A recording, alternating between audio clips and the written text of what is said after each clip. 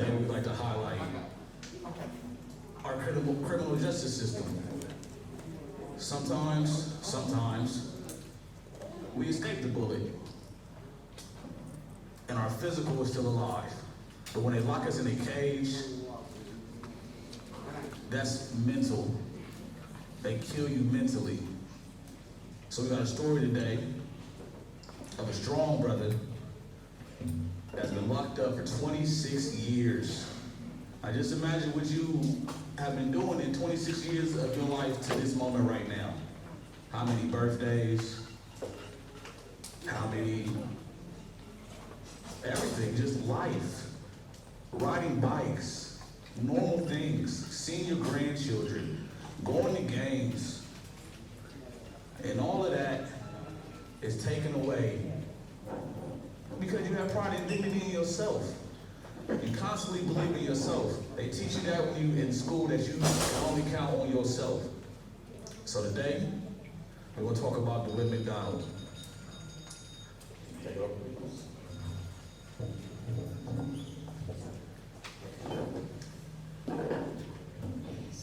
There we go.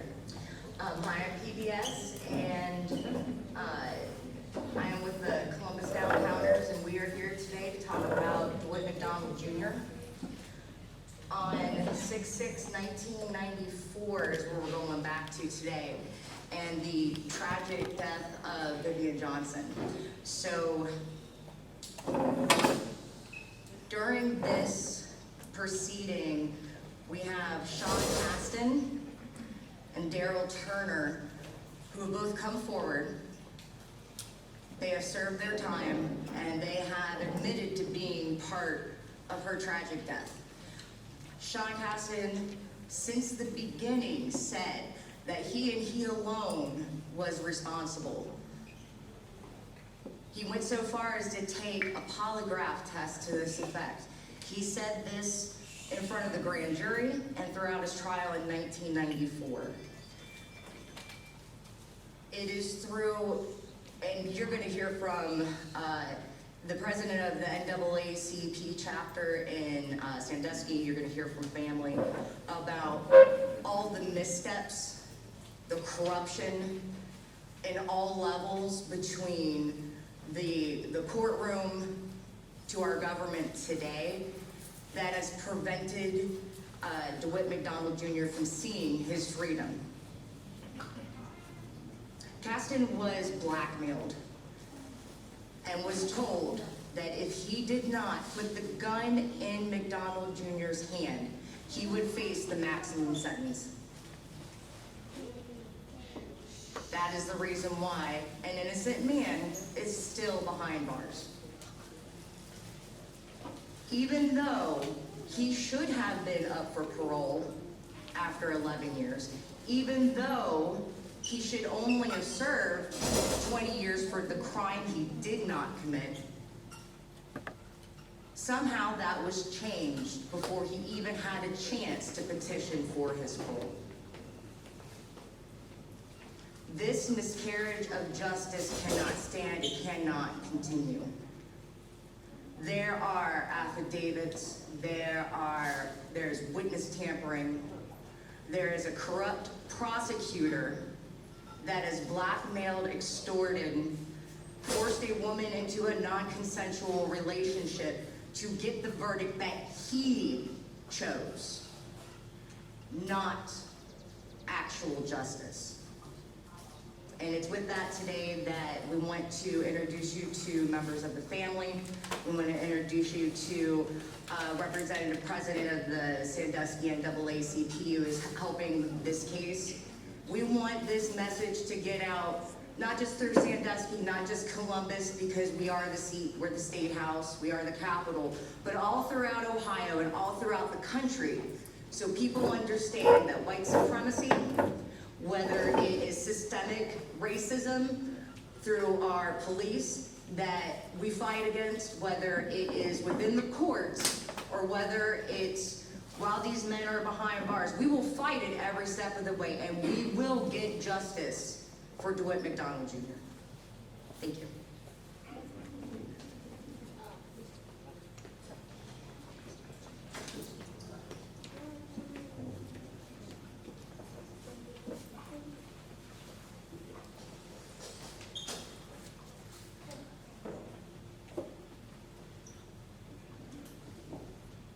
We could tell you a story, but I believe his family could tell you a story even better. Part of this misjustice, they own family had to start their own NAACP chapter just to get anything for their father, brother, son, mother, not mother, grandfather, great-grandfather. So I would like to introduce the NAACP president of the Sandusky unit, Daryl E. Murphy. Thank you, Mr. Sharp. On behalf of the Sandusky chapter of the NAACP, I am Daryl Murphy, the president. Our national president is Mr. Derek Johnson. Our Ohio State president, Mr. Tom Roberts.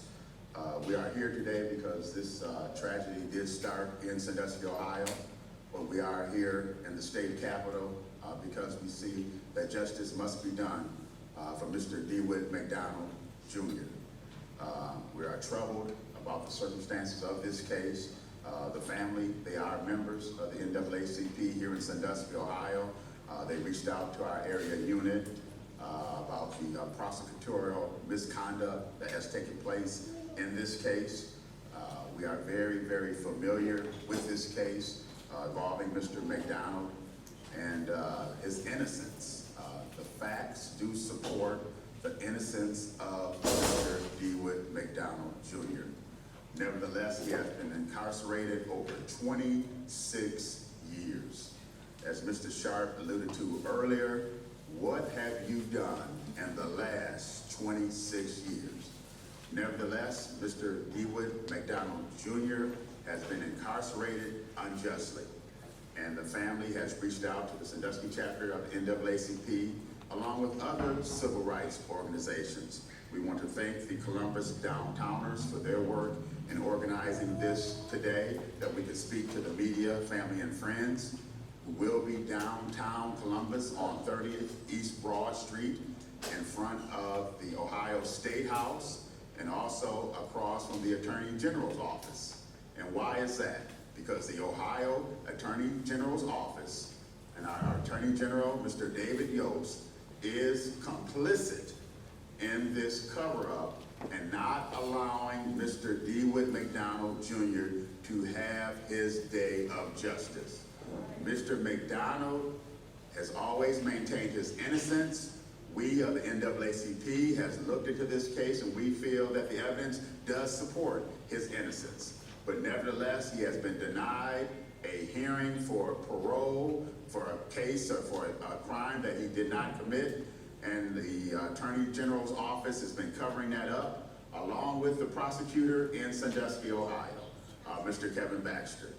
The evidence will support that Mr. Baxter has tampered with some witnesses. We reached out to Mr. Baxter and tried to talk with him. He's spoken with us in Sandusky, and he has assured us that he would not stand in the way of Mr. McDonald being released. But nevertheless, that did not happen. And it was turned over into the Ohio Attorney General's office, Mr. Yost's office, and the Attorney General, Assistant Attorney General, Michael Alt, was very familiar with this case. We talked with Mr. Alt as well, and they still want to pursue keeping Mr. McDonald in jail.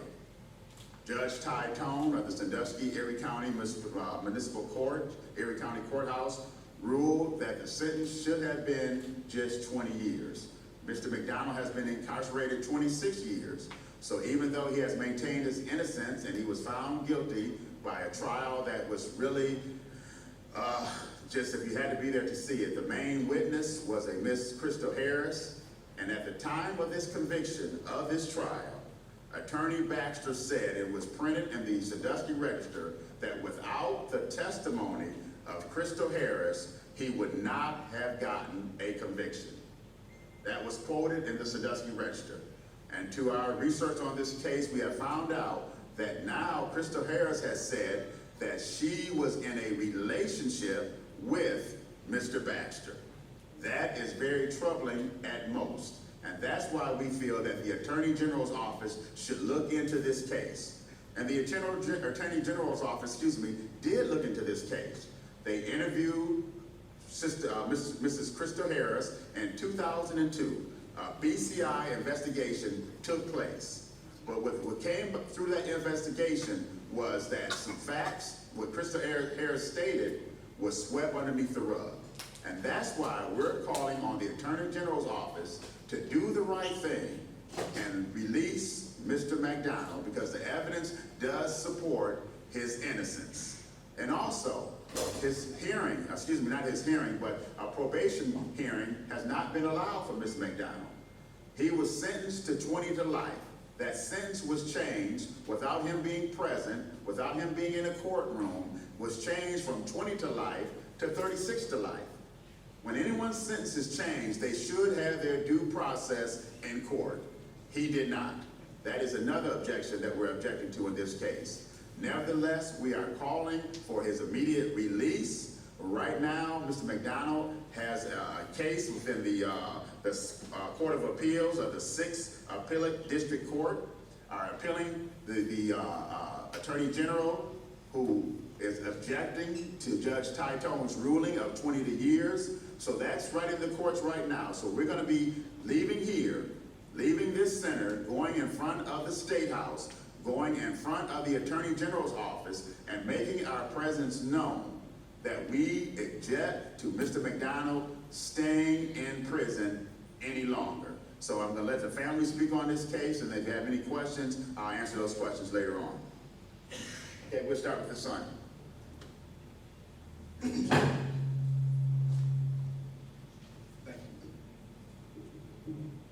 Thank you, cousin. All right.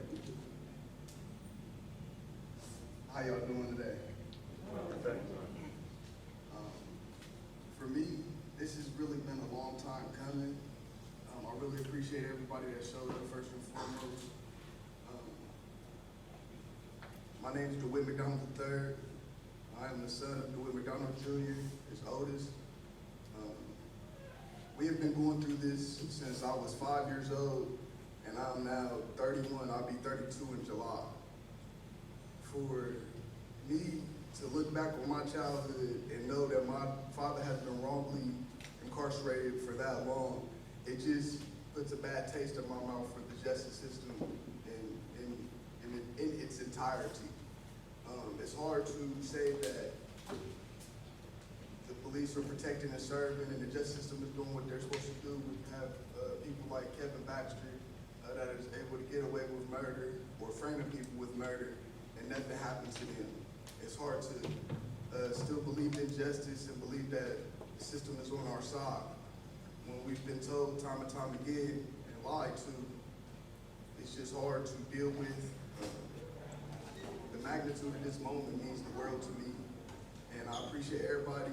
It's hard not to get emotional right now, and I'm trying to find the words to say that he just needs to be released. And this is one of the worst convictions in American history. He's been lynched. This is a new Jim Crow lynching.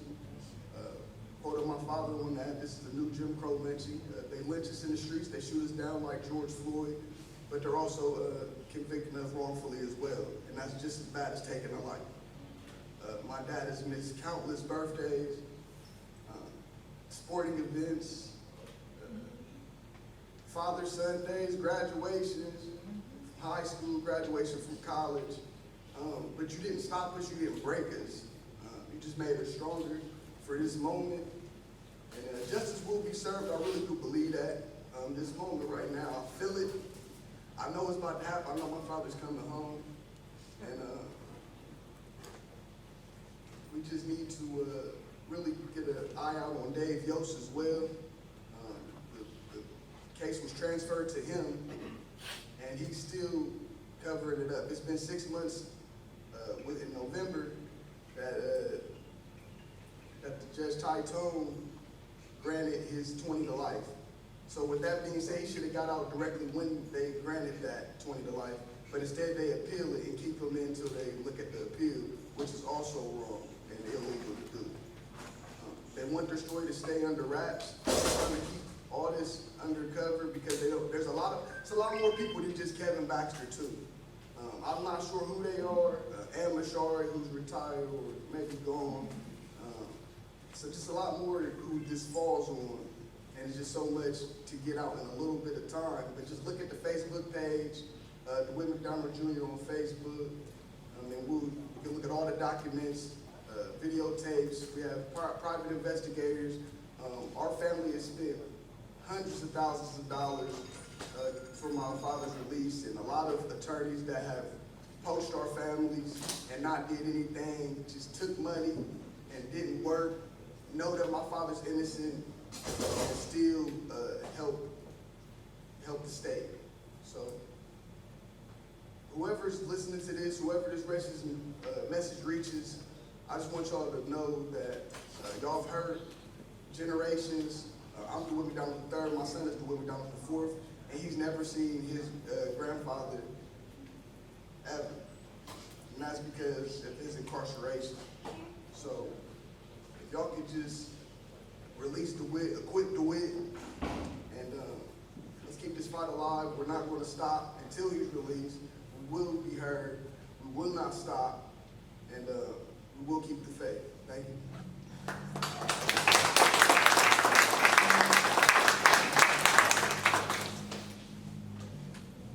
Good afternoon. My name is Cynthia McDonald. I am DeWitt's sister. DeWitt, first of all, I would like to say thank you to God for this moment. Thank God for just protecting him for 26 years. Because the situation has been very rough on him. He's been in and out of several facilities, and it's been tough, especially knowing that you're innocent when you first go in. I would also like to give honor to our parents, DeWitt and Ella McDonald, who are sitting behind us. They have been the rock. They speak to him every day, that he's able to make a call, and they have visited him very often until COVID. So, as representing our family, we'd also like to thank the organization who put this on today. We'd like to thank the NAACP, our church family in Sandusky, and all the members and all the families who are supporting us and who continue to support of putting DeWitt and just standing by his side through this whole ordeal. I would like everybody to know that injustice continues throughout our community, small and large communities. DeWitt was a resident of Columbus, Ohio when this happened. He lived in Columbus, Ohio. He was visiting Sandusky because it was his mother's birthday weekend when all this happened. He was not friends with the gentleman who did the shooting, but he was giving our cousin and this gentleman a ride when this all happened. And because they were together at a bar and they were seen before this incident happened, people just considered them being together when it happened, even though the actual shooter initially said DeWitt was not there. And the person who actually owned the gun said DeWitt was not there when the gun was given to the actual shooter. However, because of a previous relationship that DeWitt had with the prosecutor, that was a tumultuous, to say the least, relationship, it has turned into a vendetta that has lasted for 26 years. To the point where the prosecutor actually told the mother of the deceased, Vivian Johnson, and we give honor and respect to that family and their loss. He actually told her, because she told us, that DeWitt will get out of prison over his dead body. That's what the prosecutor said to this lady. Miss Johnson, who is the mother of the deceased, Vivian Johnson, has said to us in an affidavit that she would like to have DeWitt released. She understands the situation, and she signed an affidavit, said that she also would like to have him be released and have his freedom. I think that there's so many layers to this case.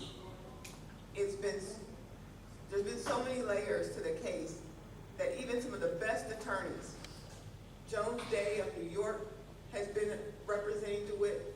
The Innocence Project has worked with us on this case, and it's still an open case for them, for the Innocence Project.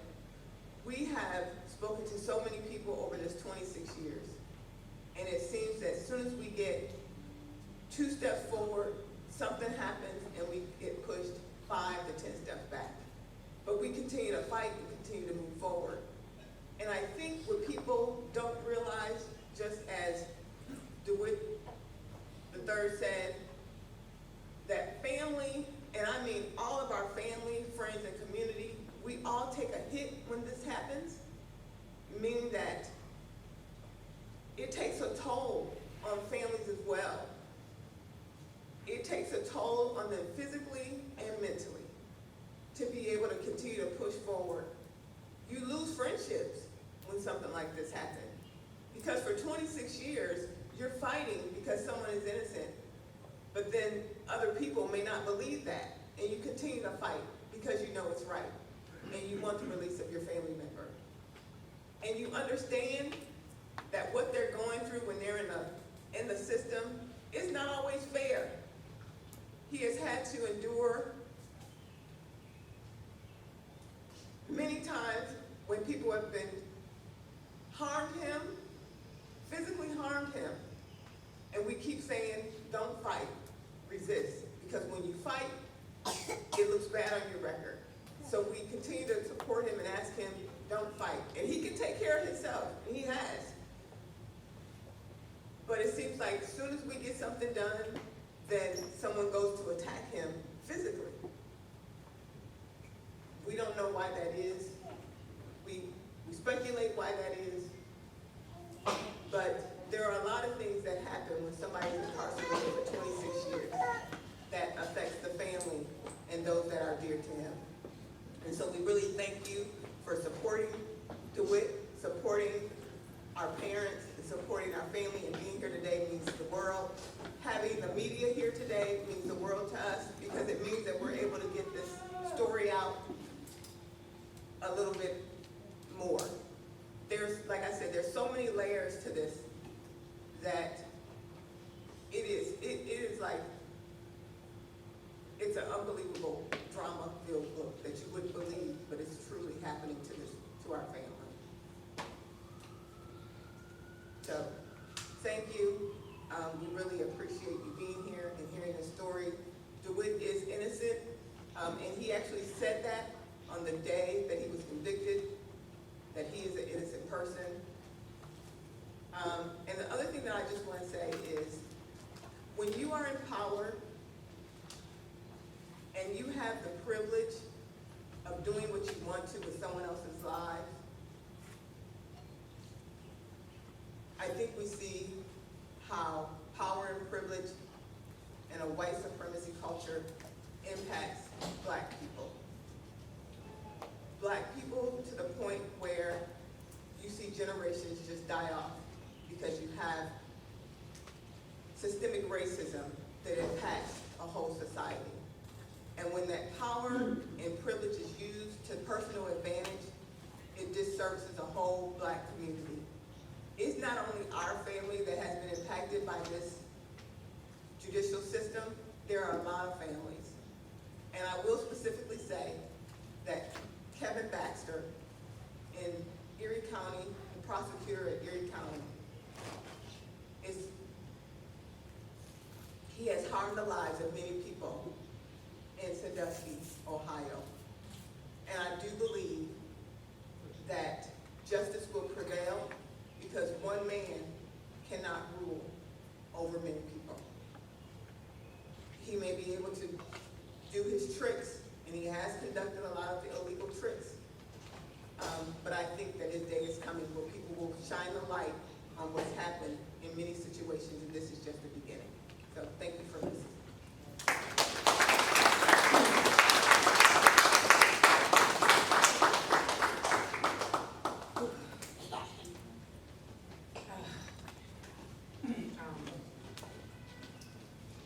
Jacqueline White. I'm the former ex-wife of Dewitt McDonald. I am the mother of Dewitt and Dominique McDonald, my children. And I just want to thank everyone for coming. I'm very emotional right now because this is the day I've always waited for. You know, I was able to actually be in a seat where I can talk about this case and talk about DeWitt and how we are here. You know, my kids know I've stood by his side from day one since it happened. I was actually there when it all went down, and I can tell you it was nothing but corruption from the very beginning. And I say that to say that Kevin Baxter, it was a personal thing between he and my husband. It was personal, and it was corruption. From the time, you know, it all started, he had these theories. The newspaper print in there that he did all of these things, and he was never convicted of anything from what they put in the paper about him other than a traffic ticket. That, to me, was corruption to build this case to where it is now. When SWAT kicked my door in, and my kids were 2 and 3 years old when this happened, I couldn't believe that, you know, I seen my sons with guns to their heads. And I called the Sandusky Police Department to ask them why was SWAT ordered to come to my home? And why was my kids having guns held to their head?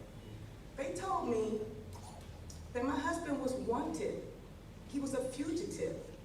He was on the run, and that I could potentially be charged with aiding and abetting a fugitive.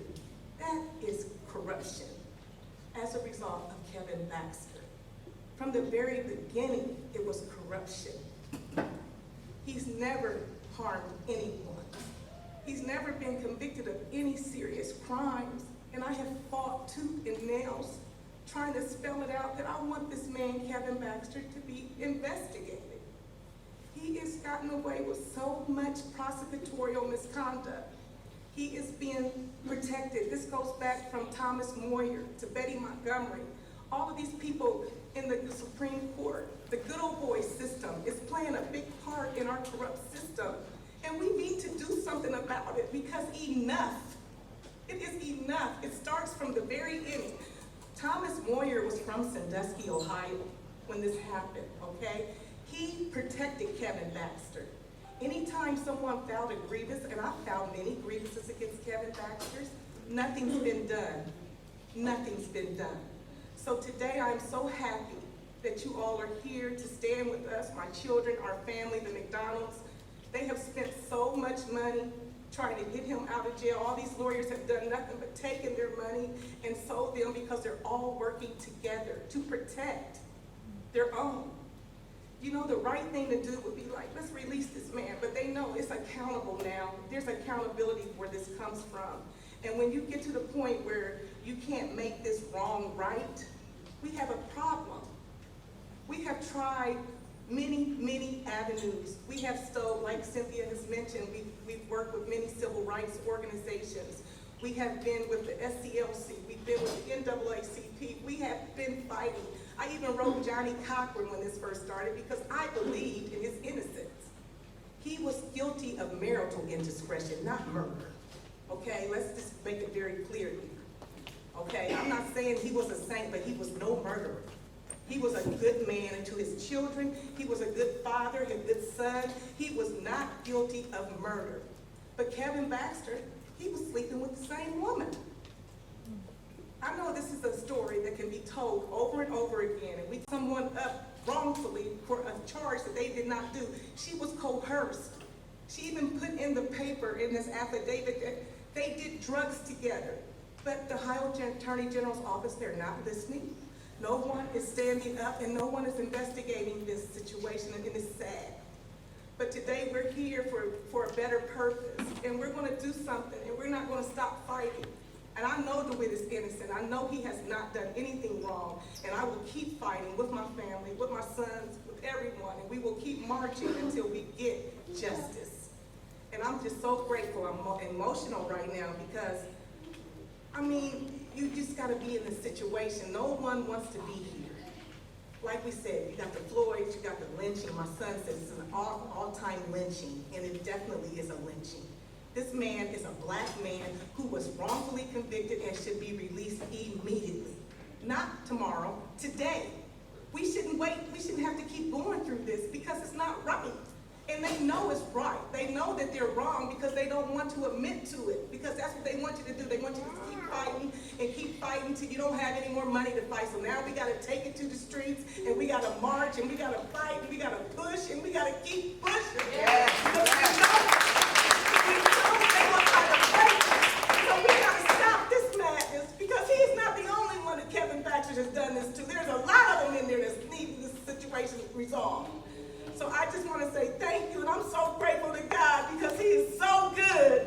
He is so good. I just want to say thank you, Lord, because without your grace and your mercy, we wouldn't be here today, and I am so grateful for that. And so I just want to say thank you all, and please know that we are still standing with Dewitt. He is deserving to be released, and I am just fighting every day, and I hope my grandkids, I hope they can see him, and I hope that they can hug him. He's missed so much. And it hurts when I had to tell my kids when they played basketball that their father couldn't be there, because of this.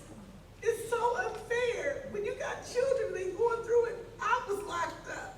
I've been locked up for 26 years. My kids have been locked up. This family has been locked up. Enough. Enough. Enough.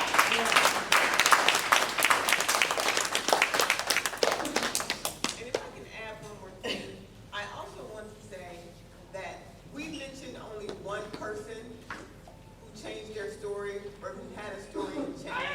There have been many people who Kevin Baxter had them change their story, and they came back to change the story and tell the true story. And we sent the affidavits forward, and nothing has been done.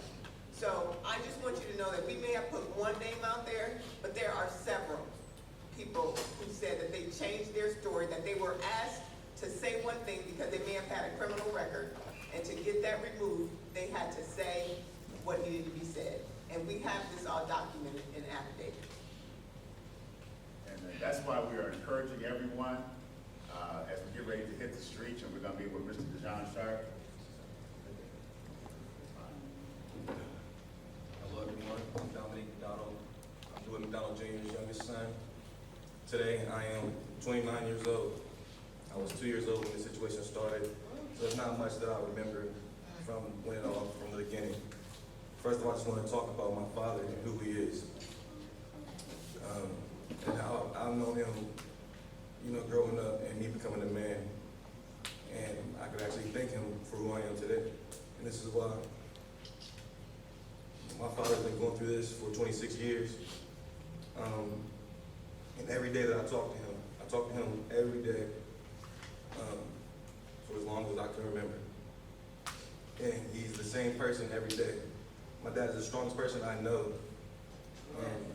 And the way he's encouraged me to be better every day, the way that he's behind me, he's always, the way he's proud of me, the way I've had countless accomplishments that me and my brother have received. There's graduations that he's missed, basketball games, championships, all types of things that he's missed. And he's always there. Even though he's not there physically, I'm telling you, after the game, I'm here, I'm gonna get a call from him. He's always supported me, he's always been there for me, and I love him for that. And I didn't want to talk because I know normally I get emotional about talking about my dad. And I want everybody to really know who I know as a man, who he is. There's countless things that he goes through that he doesn't share with me because he knows how I feel. Things that he goes through.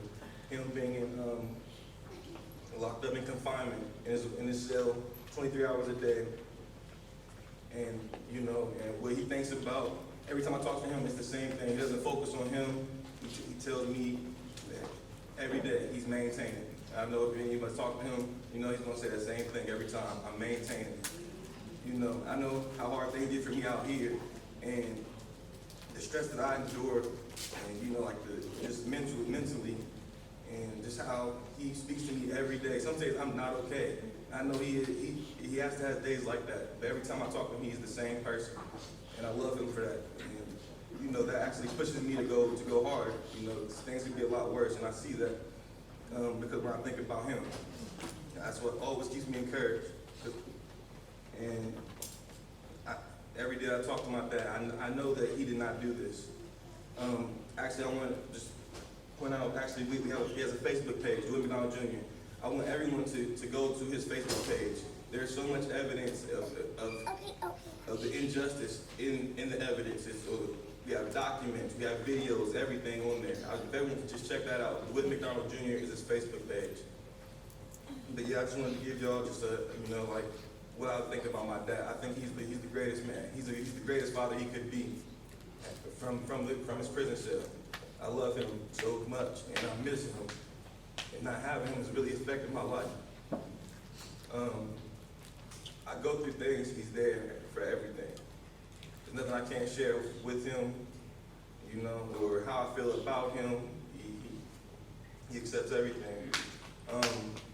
And then I just want to, you know, let y'all know that he's a great man. He didn't deserve this at all.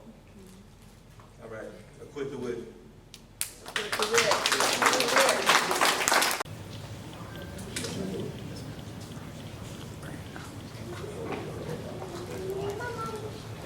like to say good afternoon to everybody. And I'd like to say, first, I give honor to God, who's the head of all our lives. I give honor to God that has kept us even through this whole thing. And I know that He's still with us. I want to thank Gerald Murphy, President of NAACP. I want to thank the media. I want to thank Nwac. I want to thank you so much.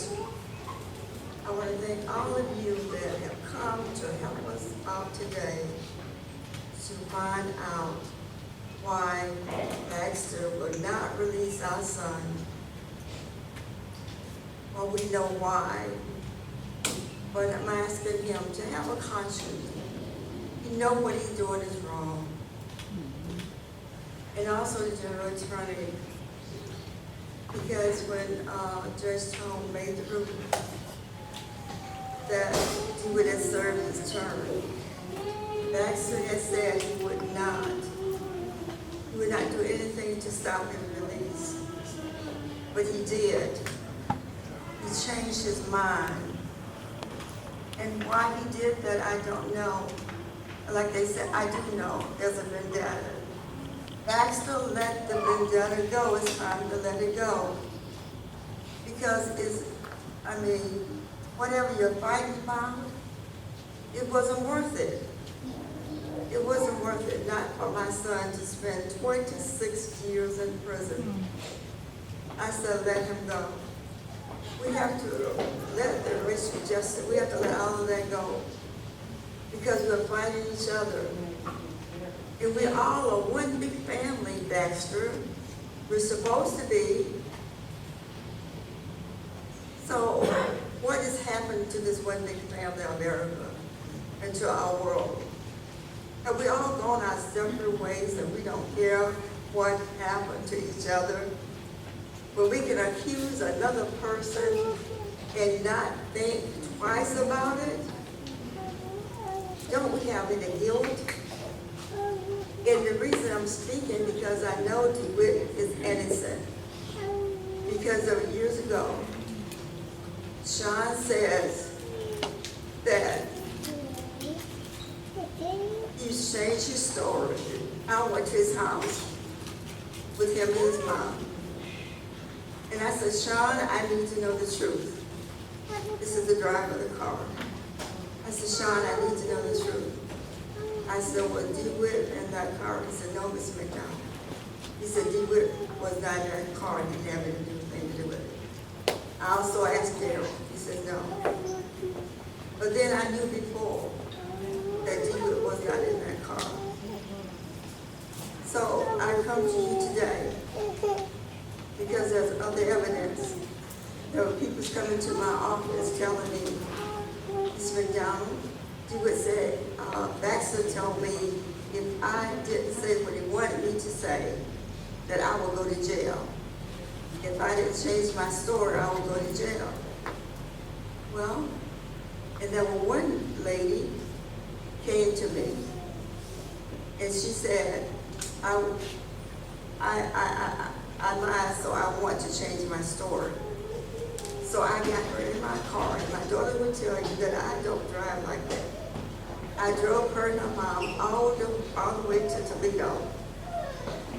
And she wanted to make it right, tell the attorney. But when she got in the back, the attorney told her, said, if you change your story, then they're going to get you for perjury. So now the people that think that they are going to jail for perjury. So Baxter, there's something wrong with that story. So we need you to do what's right. That's all we ask you to do. Do what is right. We miss Dewitt.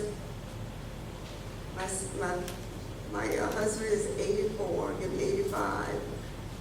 I am in my 70s, 79. We just want our son to come home to spend some time with us before we leave this world. That's all we're asking, to give us some time with him, to let him come home. Thank you again for being here.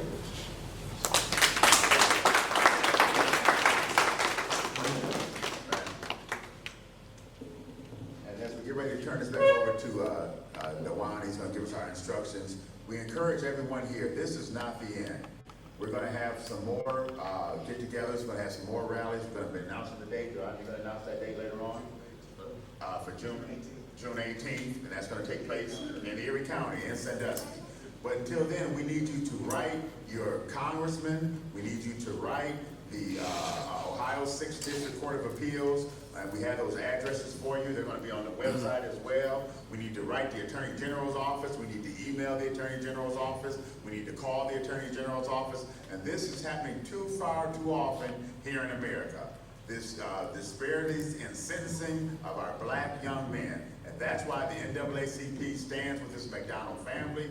Enough is enough. We need to get Dewitt McDonald Jr. home. We need to let them know we're not going to tolerate these disparities in sentencing and the new Jim Crow of locking our young men up for life. It has to stop. It's going to stop now with the help of you, the help of us, and with this family. We're going to make it happen. We're going down there now, downtown now, to make our presence felt. And Mr. Sharp, in your hands, you give us our instructions. Can I get it a quick to win? Are we going to stand in front of the State House right there on Broad Street side? That's where the federal prosecutor is, and that nice new building that's always under construction with our tax money. So we're going to make our presence out there. Everybody came out here for George Floyd. Respectfully, we got somebody in the flesh and blood, someone that we can truly help. Do you truly care about black lives, or do you just change your post? Or do you just change your Facebook picture? This is how you show that you really care about black lives. This man has been in prison. Like he said, he's been an outstanding father. I know people out here that's terrible fathers. He has read countless books. Countless books. He's always thinking about when he gets out. When he gets out, he wants to do a jumping jack challenge. Not for him, not for his family, but for cancer.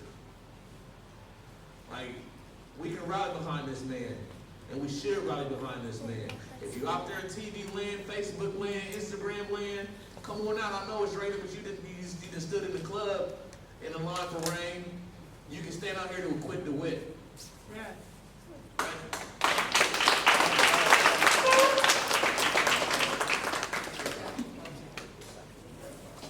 We have questions for anybody who wants some questions before we do though. Yeah.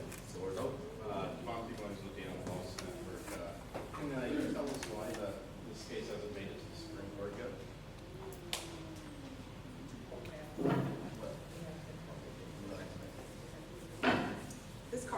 This case has gone to the Supreme Court. Unfortunately, he's been denied with the Supreme Court, as the evidence it wasn't enough.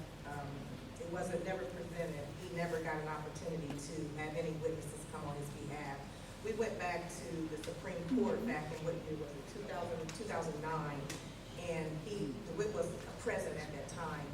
At that time, Reinhardt was his attorney, who is out of Columbus, Ohio. When Reinhardt presented the case, Reinhardt didn't show up for he sent someone else. He sent it was all pretty much corrupt, okay?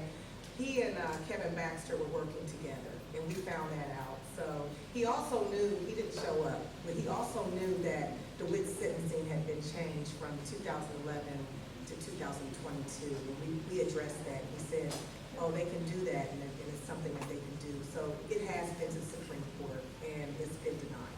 Can you elaborate on that a little bit more? You said the sentence had been changed from 2011 to 2022. Yeah, so when the trial happened, the sentencing judge, her name is Ann Mashari, she actually sentenced DeWitt to the 20 to life, initially on the record. It was the official court record. During the process of him serving his time while in prison, his sentencing got changed. But their justification and their rationale for it being changed was that they calculated his sentencing wrong, which is something that is totally unethical and that should have never happened. Because like what Daryl from the NAACP mentioned, he said that you have to be brought back to have something like that done in court. So that's why I say it spells out corruption. Even while he's still serving time, they're still trying to lynch DeWitt McDonald. Look up court case Fraley for that. State of Ohio versus Fraley. That says where the ODRC cannot change anyone's sentence by any means. One final question for the president of the NAACP, Daryl. What has the national NAACP and as part and state level, state of Ohio chapter of the NAACP done to reach out to here now the 2021 President Biden and also Governor White to get the sentence overturned? With this particular case, we have talked with our state president, President Tom Roberts, and he's reaching out to our national president, President Derek Johnson, on that. And what the NAACP is most troubled about is this is what we've been fighting for years, the disparity in sentencing. And this is a case that falls right into that wheelhouse because what the family was saying with Mr. McDonald's sentence, the original sentence was 20 years to life. And there was some ambiguity in other the concurrent or consecutively of those sentences and other charges. And that's why I went back into Judge Tone's court, who is now the Erie County judge since Ann Mashari was defeated. And Judge Tone made a ruling that the sentence was 20 years. So that's why we're saying, and Judge Tone has made his ruling, has went into the Court of Appeals, and that's where it is right now. So we're asking people to write to the Court of Appeals and say, we and the NAACP stand in favor of Judge Tone's ruling that his sentence was 20 years to life. He has served 26 years. So as you can see, his time is up. At least he's eligible for parole, and he should have had a parole hearing. When his sentence was changed, in order to change his sentence for the Department of Rehabilitation and Corrections, that inmate has to be brought back into court and said, we had a problem with your sentencing, this has to be changed, or this needs to be rectified, and he has had his day in court. Dewitt McDonald was denied his due process, his day in court, and that's why the NAACP is troubled with his sentencing. So we've been in contact with our state president, President Roberts, who's going to be in contact with our national, and we have a letter that we sent into the Ohio Appellate Courts, the 6th District, saying that NAACP, we are in favor of Judge Tone's ruling, and we demand the immediate release of Mr. Dewitt McDonald. Any other questions? Okay. No. Anyone else? Okay, thank you. Quit DeWitt. Quit DeWitt. All right. True downtown flavor, we like to have a consequence for our actions. So, over the weekend, we'll be drafting a letter to go to Dave Yost, that is our Attorney General. This case has been sitting on his desk. In 2020, there was a meeting between clergy, the NAACP, and the prosecutor of Sandusky, where he actually said that he actually did wrong. But that is sitting on someone's desk. So we're going to draft a letter asking why it is sitting on his desk. So anybody would like to sign on, the letter will be on our Facebook page, probably up by tomorrow, and you can sign on, and by Monday, well, Monday to holiday Tuesday, we will send it FedEx, we will email it, we will send it in regular mail, so they can't have a reason to say they didn't get it. We will have another action. They already said the one in Sandusky, we will have another action in July. And we'll give them that time to either come talk to us and say why this is going on, or release Dewitt. Yeah, and the other two, like you said, said, the other two defendants, the one who has admitted guilt, who was the shooter, he has already been released. Another person that was convicted of this crime, he has been released. And the main one who was innocent is still in prison, and that is very troubling. And I would say this, we know that it's raining, we know Mr. Sharp and the Columbus Downtowners are in charge of this and in charge of the organizing as far as the rally and the march downtown. But as far as the NAACP, I would encourage us to still show up, to make our presence known across from that building, to let them know that this is not going away. So we would encourage you to get your umbrella out your car, to put your rain gear on. We got ponchos. And the ponchos, and everyone that's in this room that's able to, at least make your presence known downtown so they can know that this did not go away, that this is not going away, and we stand behind this family with an injustice being done. So let's get ready. With Mr. Sharp's direction and his crew's direction, we're going to follow their lead and still show up. So this is not going away. We're not over with until Dewitt is at home. Must be rectified. We are here today, we are coming back again, and we will keep showing up until justice is done. Acquit Dewitt! Acquit Dewitt! Acquit Dewitt! Acquit Dewitt!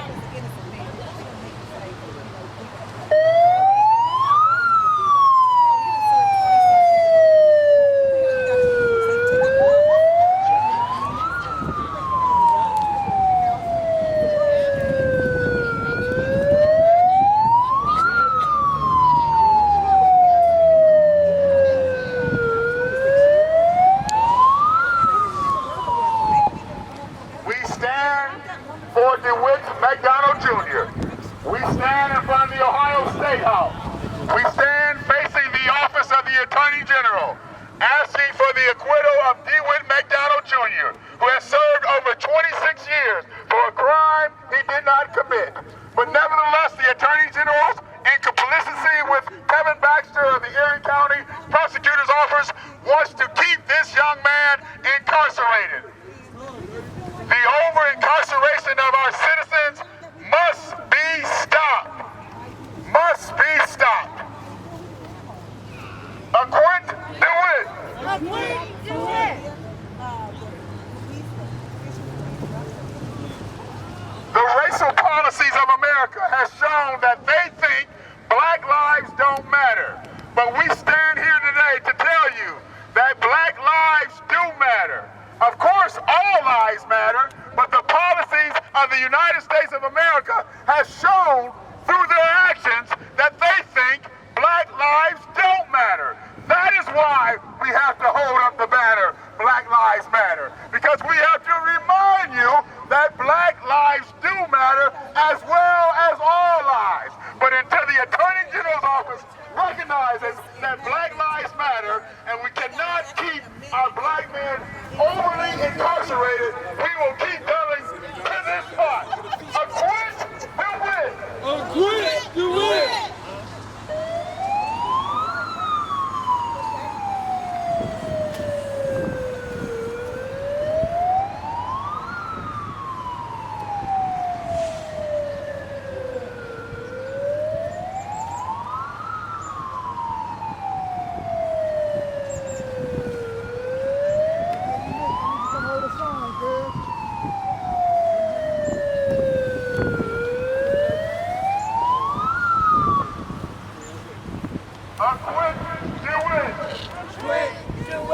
Black Lives Matter. Black Lives Matter. We stand for Dewitt McDonald Jr. We stand for Dewitt McDonald Jr. We will be here and we're coming back again.